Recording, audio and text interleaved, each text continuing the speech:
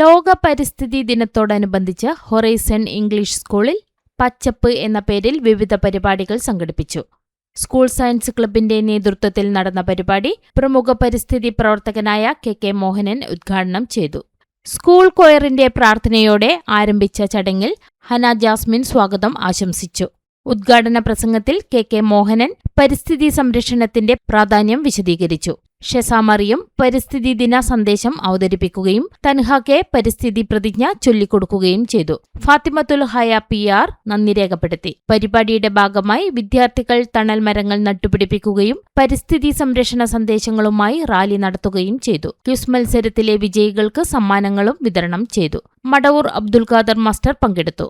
Science ക്ലബിന്റെ നേതൃത്വത്തിൽ നടന്ന പരിപാടിക്ക് Shabeer NP, KP Ibrahim, Rama, Mubeen Taj, Sameera coordinator, Denija Kuriakose എന്നിവർ നേതൃത്വം നൽകി. എന്തിനാണ് ഈ ജൂൺ ഇന്നത്തെ ദിവസം 5-ാം തീയതി ലോക പരിസ്ഥിതി ദിനമായി ഇത്രമാത്രം ഗൗരവത്തിൽ നമ്മുടെ രാജ്യങ്ങൾ കാണുന്നത്?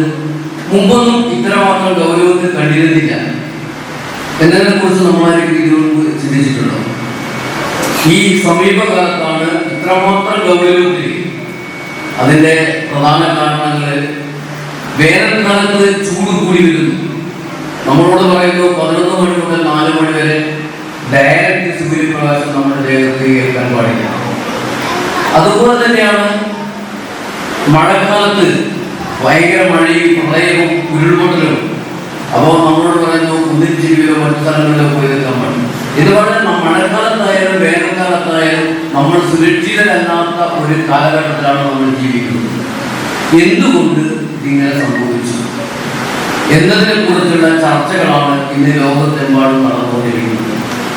മനുഷ്യന് മാത്രമല്ല, ഈ ലോകത്ത് ജീവിക്കുന്ന എല്ലാ ജീവജാലങ്ങളും ഭീഷണിയുടെ മുക്കിലാണ്. ഏത് നിമിഷത്തും പ്രകൃതി ദുരന്തത്തിന് അടിമപ്പെടാം. പ്രകൃതി ദുരന്തത്താൽ അവർക്ക് ജീവൻ നഷ്ടപ്പെടുന്ന ഒരവസ്ഥയിലേക്കാണ് നമ്മുടെ ഈ ലോകം നീങ്ങിക്കൊണ്ടിരിക്കുന്നത്. എന്തുകൊണ്ട്?